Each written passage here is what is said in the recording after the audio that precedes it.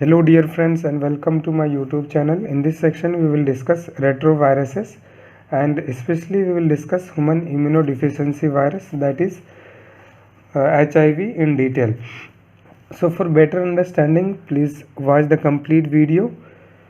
चलिए स्टार्ट करते हैं टॉपिक को।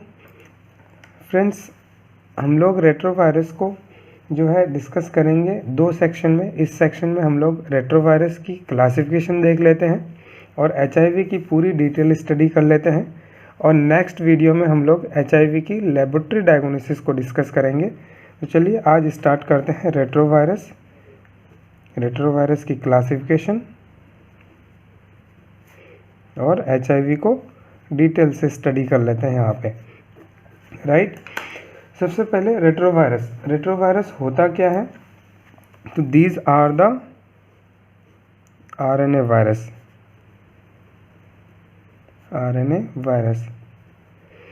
फ्रेंड्स, जब मैंने आपको ऑन्कोजेनिक वायरस की क्लासिफिकेशन बताया था तो उसमें मैंने आपको बताया था कि दो तरह के वायरस होते हैं मेनली। एक होते हैं ऑन्कोजेनिक DNA वायरस जिसकी जेनेटिक मटेरियल DNA होती है, और दूसरी होती है ऑन्कोजेनिक RNA वायरस जिसकी जेनेटिक मटेरियल RNA होती है। और ऑन्कोजेनिक RNA वायरस में मेनली हमने आपको बताया था 3 वायरस, जिसमें से एक क्या था?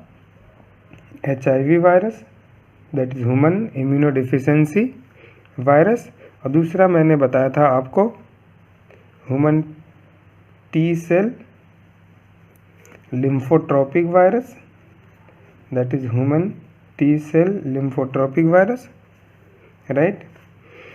और तीसरा मैंने आपको बताया था हेपेटाइटिस C वायरस, राइट। ये 3 वायरस हैं जो ऑन्कोजेनिक RNA वायरस हैं।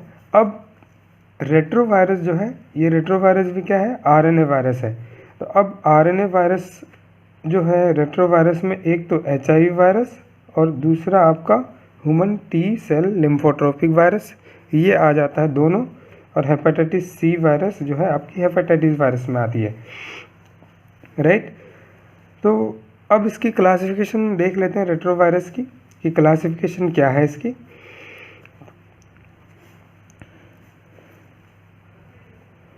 So let's see the classification of retrovirus.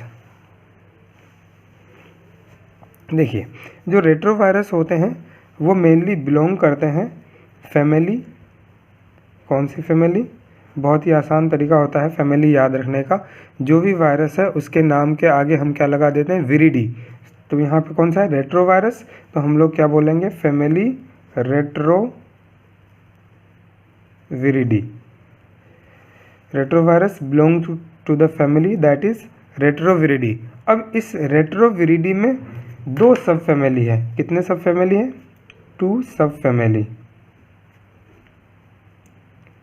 Family are there in retrovirus. अब इस 2 सब फैमिली में सबसे पहला फैमिली क्या है आपका, जिसको हम लोग बोलते हैं ऑर्थोरिट्रोविरिनी। देखिए, जो फैमिली को याद रखने के लिए हम लोग क्या लगाते हैं? विरिडी, और वहीं पे सब फैमिली को याद रखने के लिए हम लोग लगाते हैं विरिनी, VIRINAE, विरिनी। तो 2 सब फैमिली है। तो पहली सब फैमिली कौन सी है आपका?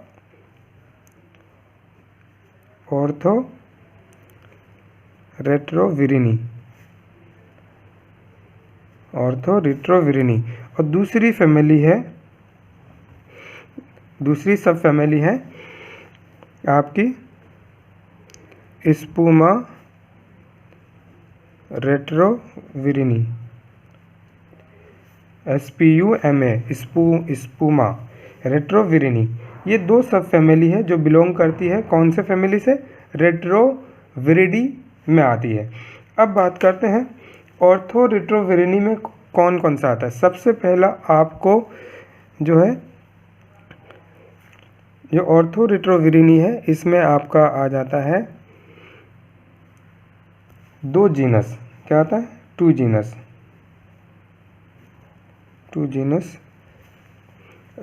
अब इस 2 जीनस में सबसे पहला आपका जो आता है वो है डेल्टा। जो क्या है? Delta retrovirus. कौन सा? डेल्टा रेट्रोवायरस, दूसरा आता है लेंटिवायरस, राइट। और आपका जो है ये स्पूमा रेट्रोविरिनिम, इसमें कौन सा जीनस आता है? इसमें आता है स्पूमा वायरस। देखिए अब ये डेल्टा वायरस में जो मैंने आपको बताया था human T cell lymphotropic virus, क्या बताया था?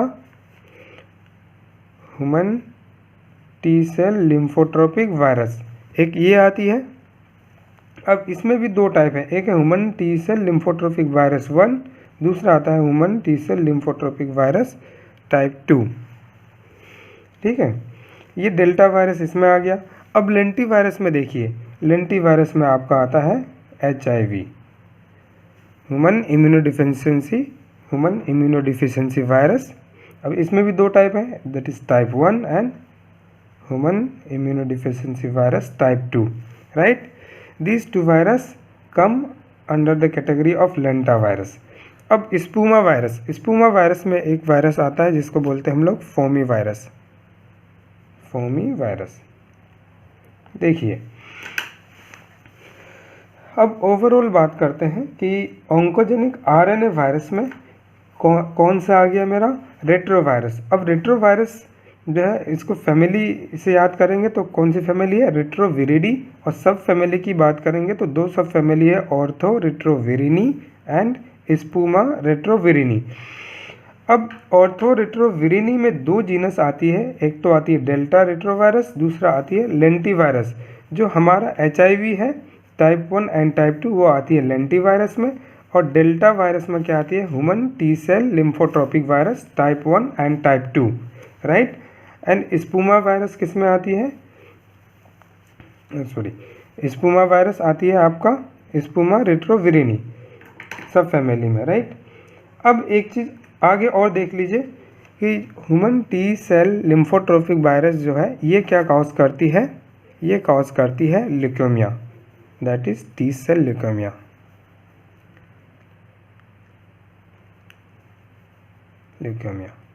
और लिम्फोमा। और टाइप 2 जो है human T cell lymphotropic virus type 2, this is not associated with any disease mainly, इसकी कोई डिजीज़ एसोसिएशन अभी ज़्यादा नहीं पाया गया है। अब लेंटी वायरस में आपका HIV-1 एंड HIV-2 ये क्या कॉज करती है? AIDS, acquired immunodeficiency syndrome, that is AIDS. अब फोमी वायरस जो है, ये फोमी वायरस भी जो है मेनली डिजीज़ इसका भी नहीं देखा गया है, लेकिन इसको हम लोग क्या कहते हैं? इसको हम लोग प्राइमरी सेल कल्चर में देख सकते हैं, प्राइमरी सेल कल्चर में देख सकते हैं। तो found in primary cell culture and lentivirus that has HIV-1 and 2 and is associated with acquired immunodeficiency syndrome, and human T cell lymphotropic virus type 1 is associated with T cell leukemia and lymphoma। ये हमने देख लिया retrovirus की classification. अब इसमें mainly हम लोग आज डिस्कस करने वाले हैं HIV को। किसको? HIV को। चलिए देखते हैं HIV, that is human immunodeficiency virus. Already हमने यहाँ पे डायग्राम बना रखा है human immunodeficiency virus, that is HIV। तो इसकी मॉर्फोलॉजी देखते हैं सबसे पहले। Let discuss with the morphology of HIV। Morphology देखिए, जो ये मैंने डायग्राम बना रखा है ये ऑलरेडी यहाँ पे क्या है, अब देखिएगा तो ये स्फेरिकल है। So this is the spherical virus, और ये जो है इसकी आउटर मोस्ट कवरिंग जो है HIV की, जिसको हम लोग क्या बोलते हैं? Envelope. So this is the enveloped spherical virus और spherical virus that has enveloped in it, right. अब मैंने ऑलरेडी बता रखा कि इसकी जेनेटिक मटेरियल क्या होती है? RNA होती है। So the genetic material is RNA, right. अब इसकी साइज देख लेते हैं। तो साइज होती है इसकी 90 to 120 nanometre. So retrovirus that is specially HIV is a spherical enveloped virus that has RNA as a genetic material and the size is 90 to 120 nanometre. अब इसकी स्ट्रक्चर देखते हैं, मॉर्फोलॉजी में कौन कौन से क्या क्या है इसमें। तो देखिए, ये जो है इसका आउटर मोस्ट कवरिंग, ये क्या है, इसका इन्वेलप है। तो this one is the envelope, this one is the envelope. Envelope के अंदर जो है क्या है, nucleo capsid, this one is nucleo capsid, right. ये दो चीज़ है मेनली, एक क्या है इन्वेलप है और दूसरी क्या है, इनर मोस्ट क्या है, न्यूक्लियो कैप्सिड। और न्यूक्लियो कैप्सिड के अंदर में इसकी जेनेटिक मटेरियल है that is RNA। So this one is the RNA that acts as the genetic material। अब थोड़ा और डिटेल में देखते हैं। जो इन्वेलप है, इन्वेलप में ये स्पाइक लाइक स्ट्रक्चर दिख रहे हैं, तो इसको हम लोग बोलते हैं, इसको हम लोग क्या बोलते हैं, इसको बोलते हैं इन्वेलप, क्योंकि इन्वेलप के ऊपर है इन्वेलप और ये बनी होती है ग्लाइकोप्रोटीन की। तो इन्वेलप ग्लाइकोप्रोटीन स्पाइक, क्या है, स्पाइक, इन्वेलप ग्लाइकोप्रोटीन स्पाइक। अब देखिए, ये जो है एक्ट करता है एज एंटीजन। तो इस एंटीजन को हमने नाम दिया है GP120। So envelope has envelope glycoprotein spike that is GP120। अब देखिए, इस इन्वेलप के अंदर जो है ये स्ट्रक्चर आप दिख रहे हैं, ये स्ट्रक्चर आप देख रहे हैं, तो इसको हम लोग बोलते हैं, इसको क्या बोलते हैं, ट्रांसमेम्ब्रेन पेडिसिल ग्लाइकोप्रोटीन,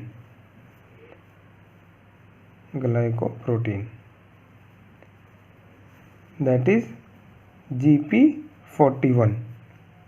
देखिए, इन्वेलप में दो मेम्ब्रेन है और उसके बीच में ये क्या है, पेडिसिल है। So this one is the trans membrane that is in between the membrane, trans membrane pedicel glycoprotein. It also acts as the antigen and this antigen is named as GP41। इस antigen को, जो इसमें जो antigen है उसको हम लोग आगे और अच्छे से डिस्कस करेंगे ताकि आपको और समझ में आए। अभी सिर्फ मॉर्फोलॉजी इसकी समझ लेते हैं कि स्ट्रक्चर में क्या क्या चीज़ आता है। तो एक तो आया इन्वेलप, इन्वेलप में क्या है, envelope glycoprotein spike that is GP120 and transmembrane pedicel that is glycoprotein, transmembrane pedicel glycoprotein that is GP41। अब देखिए, ये हमने बताया आपको क्या है, न्यूक्लियो कैप्सिड। न्यूक्लियो कैप्सिड की एक बाहर में और सेल है, स्ट्रक्चर है, जिसको हम लोग बोलते हैं outer shell. This one is the outer shell, outer shell of nucleocapsid, nucleocapsid, right. देखिए, न्यूक्लियो कैप्सिड की ये आउटर सेल हो गई और ये न्यूक्लियो कैप्सिड की इनर सेल। अब देखिए, जो न्यूक्लियो कैप्सिड है उसके अंदर में क्या है, RNA as the genetic material. अब जहाँ पे RNA होगा तो वहाँ पे क्या होगा, RNA पॉलीमरेज होगा, RNA पॉलीमरेज होगा। अब उस RNA में मेनली जो एंजाइम प्रेजेंट है उसको हम लोग बोलते हैं रिवर्स ट्रांसक्रिप्टेज। क्या बोलते हैं, रिवर्स ट्रांसक्रिप्टेज। तो दो एंजाइम प्रेजेंट है, रिवर्स ट्रांसक्रिप्टेज, रिवर्स ट्रांस, देखिए क्या है, रिवर्स ट्रांसक्रिप्टेज। ये रिवर्स ट्रांसक्रिप्टेज क्या करेगा, रिवर्स ट्रांसक्रिप्शन कराएगा। मतलब क्या कराएगा, जो आरएनए है वो आरएनए से क्या बनाएगा, डीएनए बनाएगा। आरएनए से क्या बनाएगा, डीएनए बनाएगा। So this reverse transcriptase is responsible for the synthesis of DNA from RNA. अब ये डीएनए कहाँ पे बनेगा, ये डीएनए बनेगा होस्ट सेल में। जब ये होस्ट सेल में जाएगा तो आरएनए से डीएनए बनाएगा और वायरल डीएनए की सिंथेसिस किस में होगा, होस्ट सेल में होगा, ताकि ये आगे इन्फेक्शन काउज करा सके। सो हमने जो है ओवरऑल HIV की स्ट्रक्चर देख ली। एक बार और देखिए क्या है इसमें, एक इन्वेलप है, दूसरा न्यूक्लियोकैप्सिड है। इन्वेलप में envelope glycoprotein spike that is GP120 is present, और उसके बीच में transmembrane pedicel glycoprotein GP41, and inside the envelope we have nucleocapsid and outer shell of nucleocapsid. Nucleocapsid contains the genetic material that is RNA, and the RNA contains the enzyme reverse transcriptase, right? ये हो गई क्या इसकी morphology. अब एक चीज़ और देखिए, जो इन्वेलप ग्लाइकोप्रोटीन GP120 है, ये क्या करता है, this GP120 is responsible for binding of the virus to the host cell. मतलब होस्ट सेल के साथ में ये बाइंड करेगा, होस्ट सेल। अब होस्ट सेल में मेनली ये CD4 के साथ में अटैच होती है। किसके साथ में, CD4 के साथ में। और ये ट्रांसमेम्ब्रेन पेडिसिल जो है, transmembrane pedicel glycoprotein that is GP41, ये क्या है, ये क्या कराती है, सेल फ्यूजन के लिए रिस्पॉन्सिबल है। सो दिस ट्रांसमेम्ब्रेन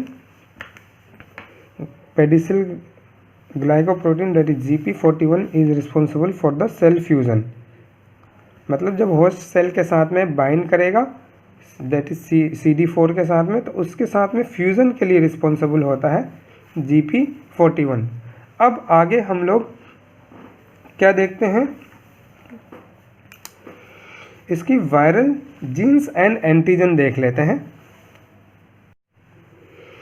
तो अब देखते हैं इसकी वायरल जीन्स एंड उससे रिलेटेड एंटीजन की, कि कौन कौन से जीन्स प्रेजेंट हैं, वायरल जीन्स प्रेजेंट है, और वो कौन कौन सी एंटीजन बनाती है, राइट।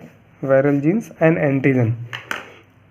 फ्रेंड्स, अगर हम बात करें इसकी वायरल जीन्स की, तो इसमें होते हैं दो तरह के जीन। एक होती है स्ट्रक्चरल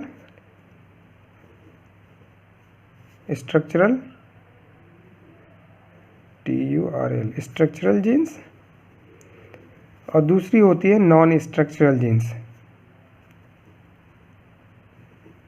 नॉन स्ट्रक्चरल जीन्स, देखिए स्ट्रक्चरल जीन्स क्या है, these are responsible for the structure of the virus. मतलब ये वायरस की स्ट्रक्चर बनाते हैं, स्ट्रक्चर ऑफ वायरस। और नॉन स्ट्रक्चरल जीन्स जो होते हैं ये रेगुलेटरी जीन्स होते हैं, रेगुलेटरी जीन्स होते हैं, मतलब जो वायरस की फंक्शंस को रेगुलेट करते हैं, राइट।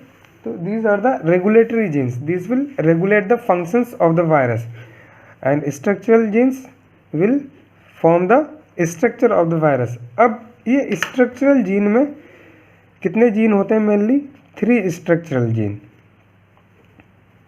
3 structural gene. अब इसका नाम दिया है क्या, जो नाम दिया गया है इसका GAG, गैग,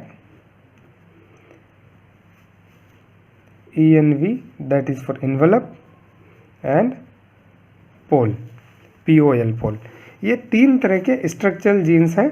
और नॉन स्ट्रक्चरल जीन्स की अगर बात करें तो हमारे पास 5 नॉन स्ट्रक्चरल जीन है, 5 non structural gene that is for TAT, TAT, REV, NEF, VIF, and VPR।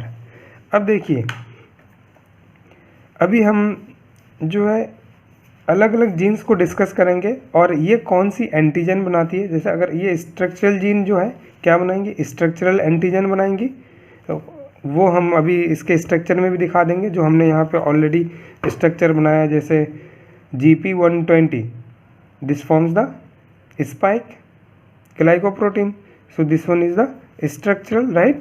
And in the same way transmembrane pedicel GP41, this is also the part of structure। और इसके साथ साथ और देख लीजिए, outer shell of nucleocapsid जो है इसको बोलते हैं हम लोग P18। और क्या, ये न्यूक्लियोकैप्सिड जो है इसको बोलते हैं हम P24। ये किस में आता है वो अभी हम अलग अलग जीन्स में डिस्कस कर लेते हैं एक बार। चलिए अभी आगे देखते हैं। पहले जो नॉन स्ट्रक्चरल जीन्स है, 5 नॉन स्ट्रक्चरल जीन, पहले इसको डिस्कस कर लेते हैं, फिर स्ट्रक्चरल में जाएंगे। तो T80 टैट जो है इसको हम लोग क्या बोलते हैं, this tat is for the trans activation, this is also called as trans activation gene, right? अब REV है, ये इसको बोलते हैं regulatory of virus gene, right? And this NEF is for negative factor and VIF is for viral infectivity factor. This one is the viral infectivity factor, and VPR, this VPR gene for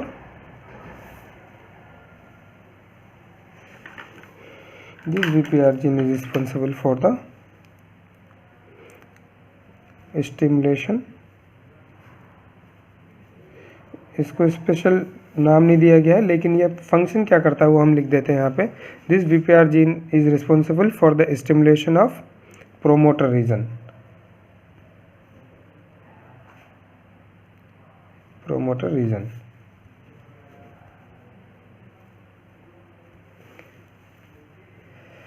right. अब ये trans activation gene जो है, TET gene, ये क्या करता है, viral protein की synthesis कराता है, राइट। और जो रिव है, that is regulatory of virus gene, this is required for the regulation of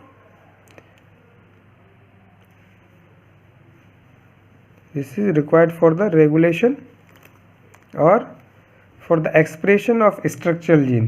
किसके लिए, एक्सप्रेशन ऑफ स्ट्रक्चरल जीन। जो स्ट्रक्चरल जीन है गैग, ENV एंड पोल, इसके एक्सप्रेशन के लिए कौन सा, रेगुलेटरी जीन रिस्पॉन्सिबल है। और ये नेगेटिव फैक्टर क्या करती है, this negative factor is responsible for the regulation, that is it regulates the latent state of virus,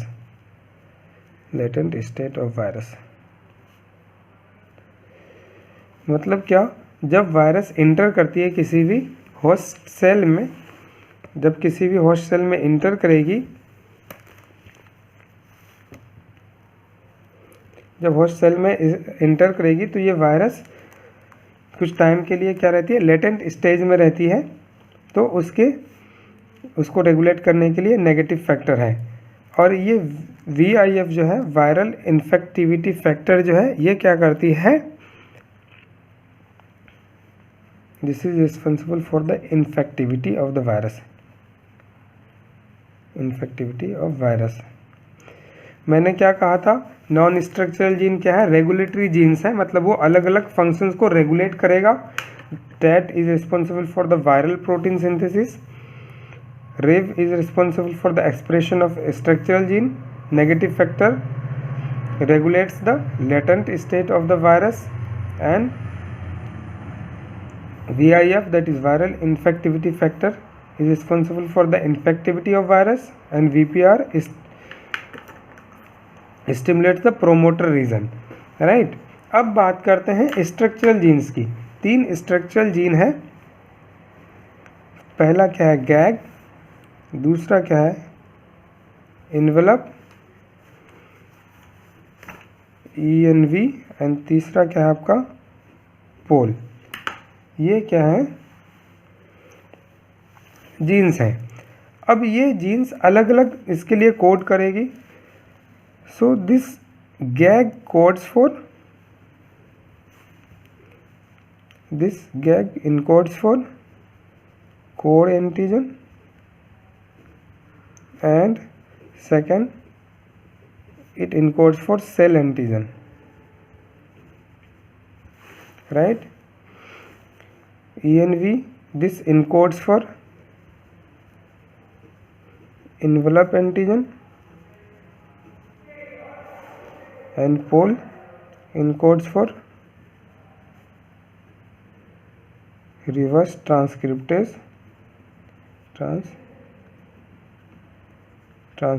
antigen।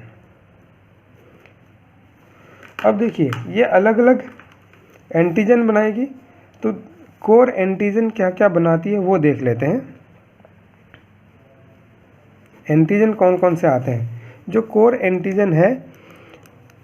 Antigen है वो बनाती है P24। This one is the principal antigen. देखिए इसको और अच्छे से समझने के लिए हम ये कहते हैं कि जो गैग जीन है, ये गैग जीन क्या करती है, दिस इनकोड्स और forms the antigen that is P55, and ये P55 क्या होती है, ब्रेक डाउन होती है, और ब्रेक डाउन होकर के ये क्या बनाएगी, P24, क्या बनाएगी, P24, और ये आगे बनाएगी P18, और आगे बनाएगी ये क्या, P18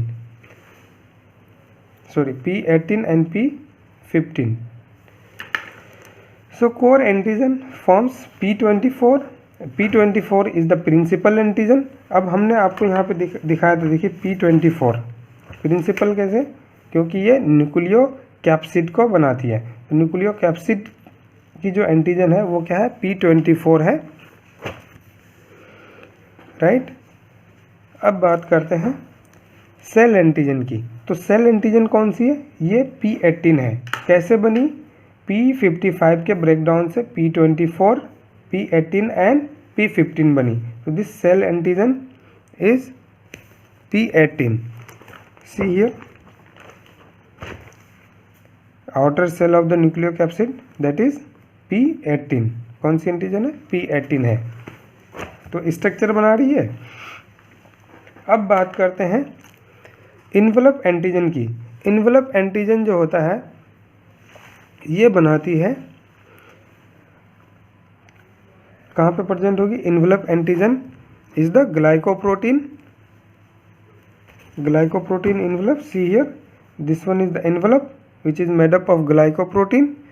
अब ये जो एंटीजन बनाती है इसको बोलते हैं हम लोग, so this envelope antigen encodes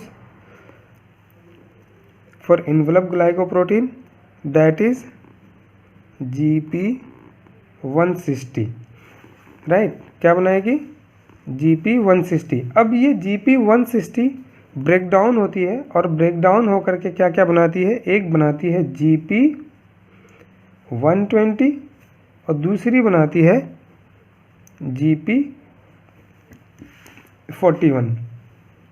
क्या क्या बनाती है, GP120 एंड GP41। ये GP120 क्या है, GP120 is the envelope glycoprotein spike. So GP120 is the principal antigen that is for the envelope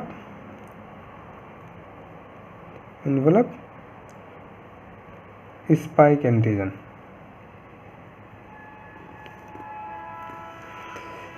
और GP41 कौन सा है ये देखिए, GP41 क्या है, this one is the transmembrane pedicel glycoprotein, this one is the transmembrane pedicel glycoprotein GP41, right? GP41 will form transmembrane pedicel, क्या बनाएंगे, ट्रांसमेम्ब्रेन पेडिसल ग्लाइकोप्रोटीन। अब बात करते हैं, एक रह गई कौन सी, pol antigen, pol gene. This pol gene will encode for reverse transcriptase antigen. अब ये रिवर्स ट्रांसक्रिप्टेज एंटीजन जो है क्या बनाएगी, जो एंटीजन बनाएगी उसको बोलते हैं हम लोग, उसको डिनोट करते हैं P से, और क्या बनाएगी, P100।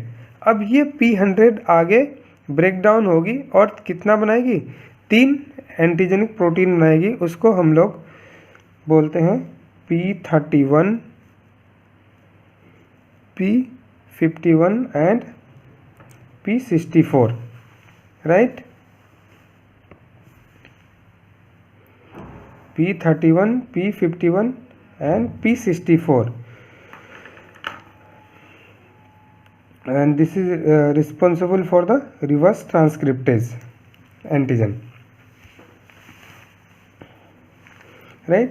तो हमने वायरल जीन्स एंड इसकी एंटीजन देख ली थी। एक बार और क्लियर करते हैं कितने तरह के जीन्स हैं, 2 तरह के जीन हैं, एक है स्ट्रक्चरल जीन, दूसरा है नॉन स्ट्रक्चरल जीन। क्या क्या, एक है आपकी स्ट्रक्चरल जीन, दूसरा है non structural gene. Structural genes क्या बनाते हैं, structure of virus, and this structural gene has 3 gene, that is gag, envelope, that is ENV and pole, gag in ENV and pole.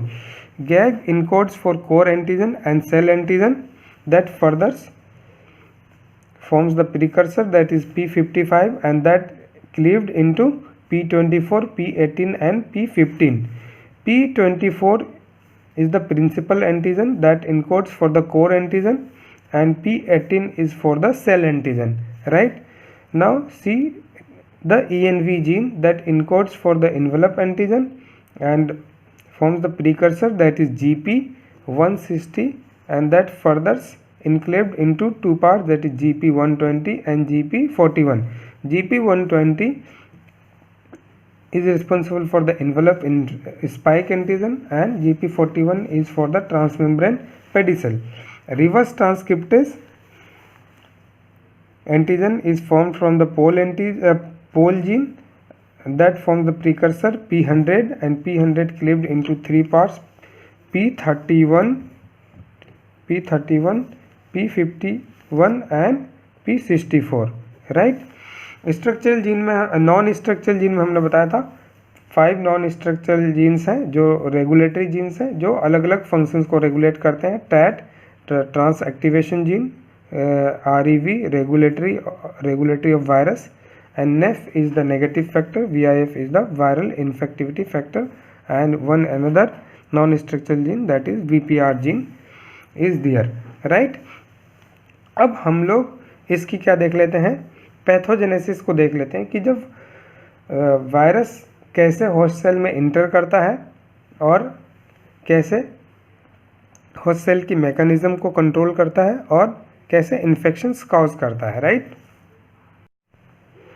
Pathogenesis को देखने से पहले हम लोग देख लेते हैं इसकी modes of transmission. Modes of transmission, कैसे कैसे ये वायरस होस्ट सेल में जा सकता है या क्या तरीका है वो देखते हैं। तो there are mainly 3 modes. 3 modes में सबसे पहला मोड जो है वो है सेक्सुअल कांटेक्ट। सेक्सुअल कांटेक्ट क्या, डायरेक्ट ट्रांसमिशन हो जाएगा,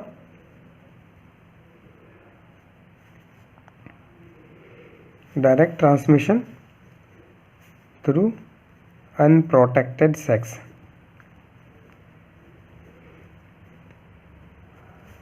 unprotected sex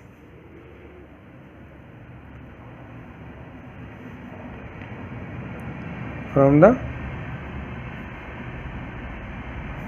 suspected individual।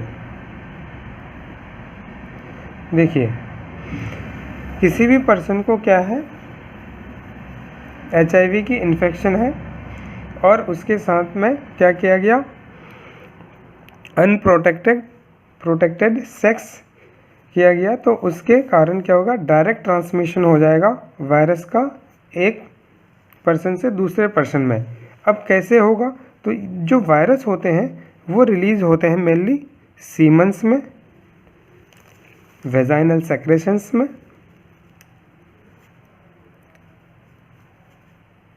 Vaginal secretions and cervical secretions and in milk also. So क्या होगा कि जो वायरस है वो सीमन्स में, वेजाइनल सेक्रेशंस में, वेजाइनल एंड सर्वाइकल सेक्रेशंस और उसके साथ साथ मिल्क में सेक्रेट होती है। और ऐसे पर्सन्स के साथ में अगर अनप्रोटेक्टेड सेक्स किया गया तो डायरेक्ट ट्रांसमिशन हो जाएगी वायरस की वन पर्सन से अनदर पर्सन में, राइट। तो ये हो गई सेक्सुअल कॉन्टैक्ट के थ्रू। अब दूसरी जो मोड है इसकी है पेरेंटल ट्रांसमिशन। पेरेंटल ट्रांसमिशन क्या, ये मेनली है ब्लड ट्रांसफ्यूजन से रिलेटेड, ब्लड ट्रांसफ्यूजन,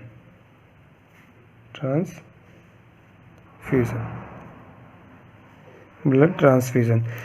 अगर कोई भी कंटामिनेटेड सिरिंज है या फिर नीडल्स है, क्या है, कंटामिनेटेड सिरिंज, जैसे एक पर्सन को क्या है, HIV की इन्फेक्शन है, उसमें जो सिरिंज यूज़ की गई इंजेक्शन देने के लिए, या जो नीडल्स यूज़ की गई इंजेक्शन देने के लिए, उसमें वायरस आ सकती है और वही कंटामिनेटेड नीडल दूसरे को उसी सिरिंज से दूसरे को इंजेक्ट किया गया तो उसके थ्रू क्या हो सकती है, वायरस उसमें जा सकती है। So this is the parental transmission is related to the blood transfusion. Sterility maintain नहीं की गई प्रॉपर तो उससे क्या हो सकती है, वायरस फैल सकती है। तीसरा हम लोग देखते हैं perinatal transmission. Perinatal transmission is from infected mother to child। देखो इन्फेक्टेड मदर टू चाइल्ड। अब इन्फेक्टेड मदर से चाइल्ड में कैसे जा सकता है, प्लेसेंटा के थ्रू जा सकता है, प्लेसेंटा के थ्रू जा सकता है।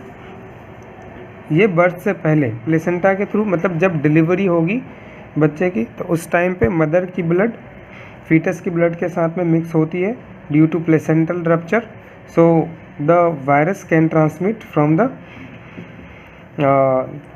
From mother to the child और डायरेक्ट ट्रांसमिशन थ्रू प्लेसेंटा में होकर, राइट। एक तो ये हो गई। दूसरा, बेबी का डिलीवरी हो गया सही से, कोई दिक्कत नहीं है, वो बच्चा फीड करेगा मदर पे, तो मिल्क फीडिंग आफ्टर बर्थ,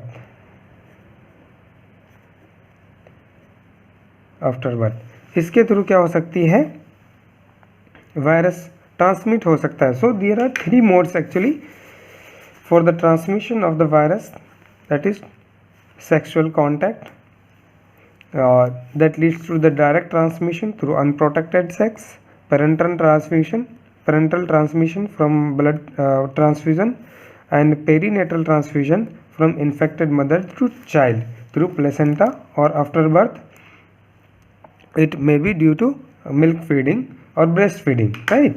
तो ये मोड्स ऑफ ट्रांसमिशन हो गई।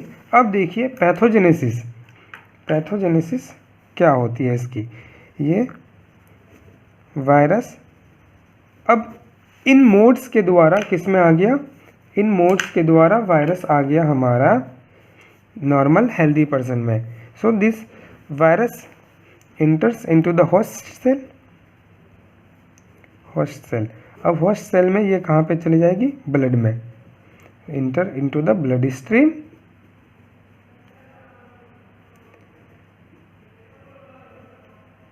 Inter into the blood stream. अब ब्लड स्ट्रीम में जाने के बाद में वहाँ पे ये क्या करेगा, CD4 के साथ में बाइंड कर जाएगा, CD4 cells of lymphocyte, that is lymphocytes. CD4 के साथ में CD4 सेल्स अपटेक कर लेगा इस वायरस को, और वो क्या करेगा, अब जो मैंने आपको बताया था reverse transcriptase enzyme that is responsible for the synthesis of DNA from RNA, जो RNA जेनेटिक मटेरियल है वो RNA से DNA बना देगा। क्या बना देगा, CD4 सेल्स में RNA से DNA बनाएगा by the help of reverse transcriptase enzyme. कौन सी है, रिवर्स ट्रांसक्रिप्टेज के थ्रू क्या बना देगा, DNA बना देगा। अब ये DNA आगे चल के प्रोटीन बनाएगी, प्रोटीन बनाएगी। तो ये वायरस ऑलरेडी उसमें प्रेजेंट है, तो वायरल RNA से DNA बनाता और viral DNA will form the viral protein. क्या बना देगा, वायरल प्रोटीन। अब ये वायरल प्रोटीन बनता जाएगा और that will lead to the infection, that will lead to the infections, right. तो दिस इज द पैथोजेनेसिस। अब उसमें क्या चलती है, लाइटिक साइकिल्स चलती है, और क्या बनेगी, वायरल प्रोजेनी का रिलीज होगा।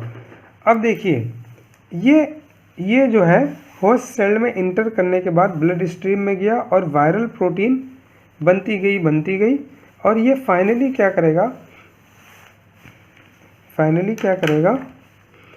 जो आपकी T4 सेल्स है, T4 सेल्स है, इसका क्या कर देगा, नंबर डिक्रीज हो जाएगा, राइट। अब देखिए आगे थोड़ा सा और डिस्कस करते हैं।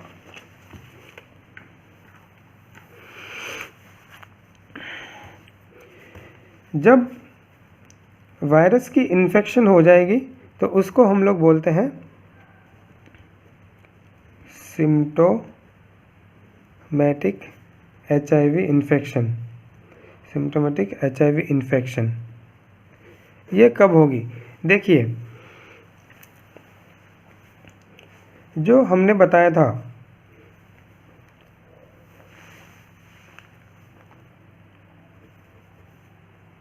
CD4 प्लस T लिम्फोसाइट की नंबर डिक्रीज होगी, और ये डिक्रीज इतनी होगी कि ये कहाँ तक पहुँच जाएगा, 400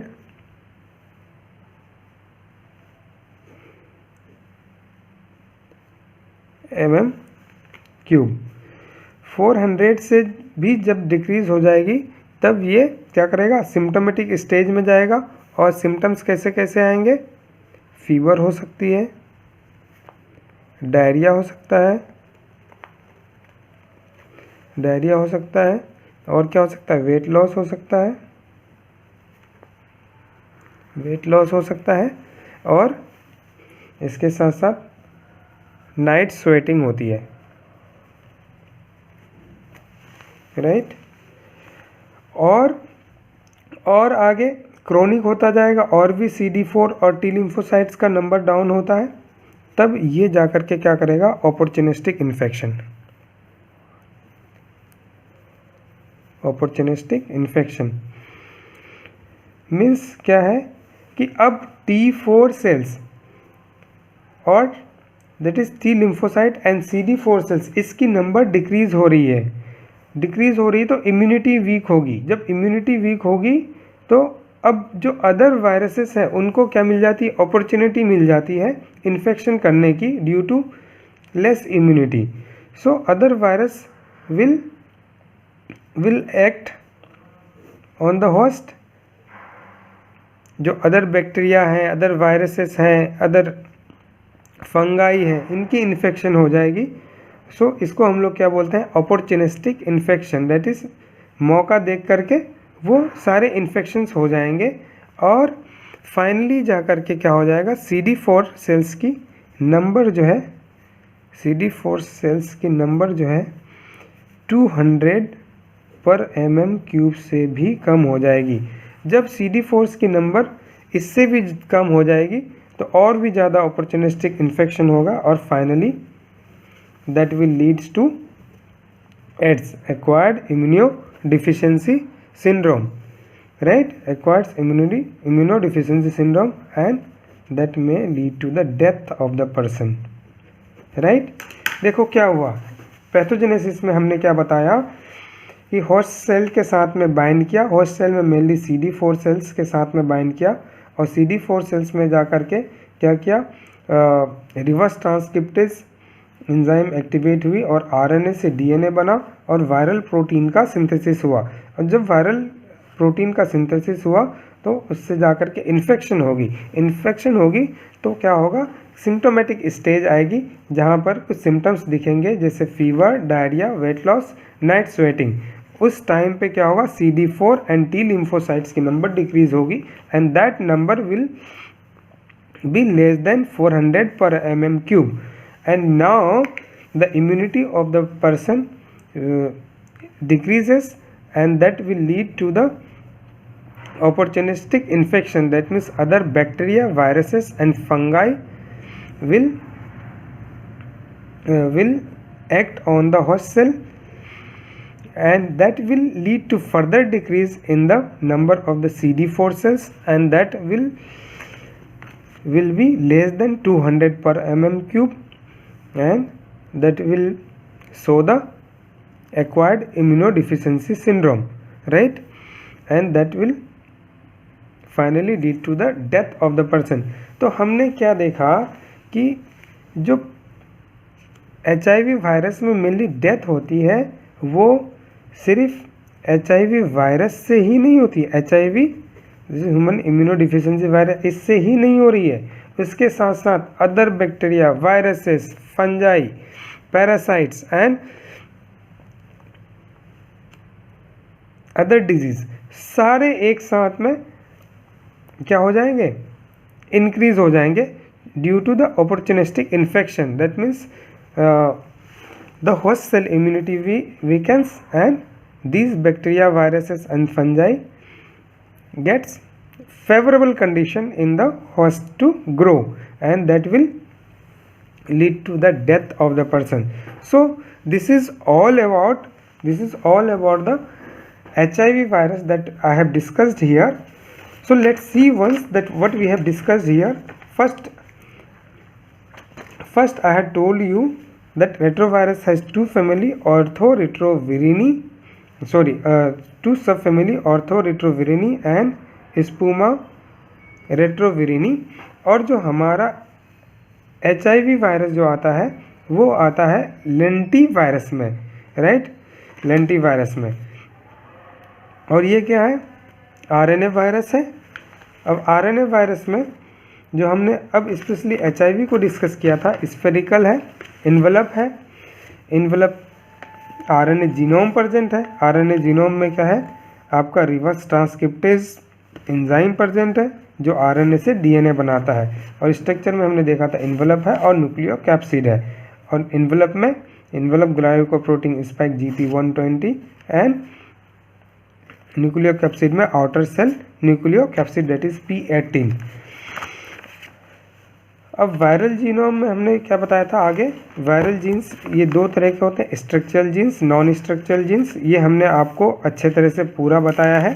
अब उसके बाद में हमने क्या बताया था आपको, modes of transmission. 3 modes of transmission है, sexual contact, parental transmission, perinatal transmission and हमने पैथोजेनेसिस आपको यहाँ पे डिस्कस किया। अब नेक्स्ट लेक्चर में हम लोग डिस्कस करेंगे इसकी लेबोरेटरी डायग्नोसिस की। आई होप आप लोग अच्छे से समझ में आया होगा। टॉपिक थोड़ा सा वास्ट था इसलिए टाइम लगा है। Please try to understand and if there is any doubt please ask me in the comment section and we'll come up with the next video soon. Thank you very much.